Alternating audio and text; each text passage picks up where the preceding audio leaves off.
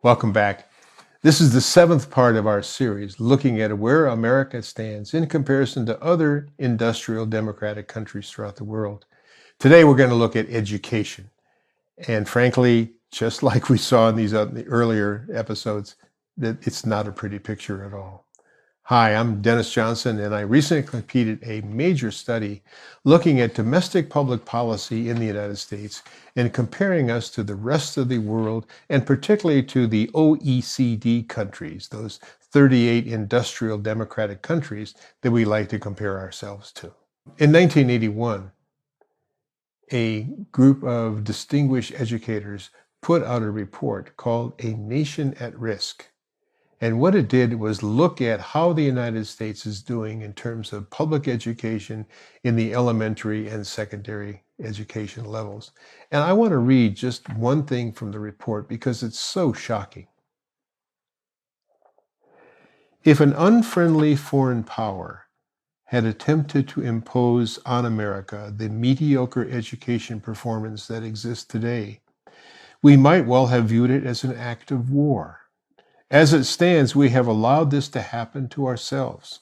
We have, in effect, been committing an act of unthinking unilateral education disarmament.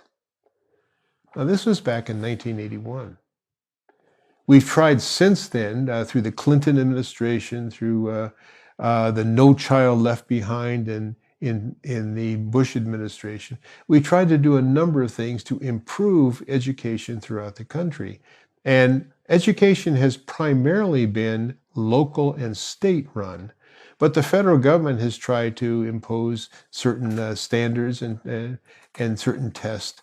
It's been a very controversial attempt, and it's not been very successful at all. And we find that there have been a lot of complaints from teachers, from public school administrators that simply were not doing the job and not doing it very well. I'm an educator, and I spent a lot of time in higher education, but I can tell you, I would hate to be a public school teacher right now. I can't imagine what it's like. The pay is lousy. There's criticism all over the place. They've just come out of COVID and had all kinds of problems with that. Also, you have the banning of books, the partisan attacks on what teachers are doing. It's not a good time to be a teacher. And guess what? It's showing up. There are fewer people going out into the teaching profession today than ever before. How do we do in comparison to other countries in terms of spending and putting money into public education? Well, we spend a lot of money. We're number 4 in the OECD in terms of how much money we spend. But I got to tell you, it's not really a pretty picture when it comes to the results.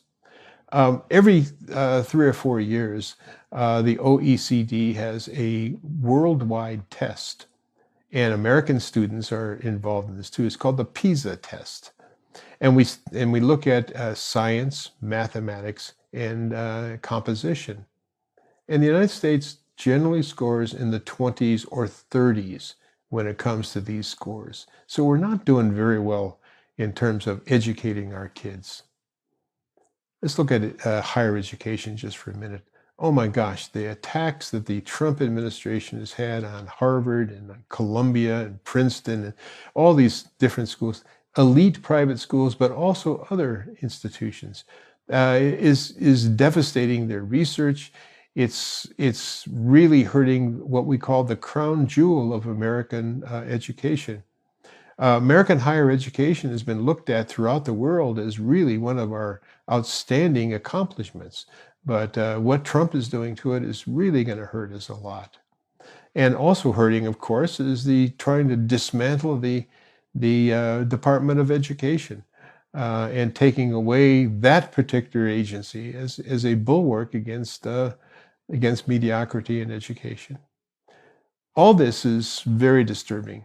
And one of the things that we have to look at in terms of future years is what will be the impact of the things that Trump is doing right now to higher education, to public schools, and to secondary and elementary education.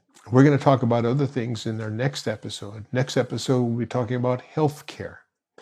But before we do that, I've got a couple of things that you might want to look at. I've got a website called www.we'renumber.one. We're number one. It's updates every week or so, looking at what President Trump has done and what the Trump administration is trying to do to America. I also got my book, which is called We're Number One, and I've got a Substack publication, which is called We're Number One. So check some of those things out. Thanks a lot for watching, and I hope to see you next time.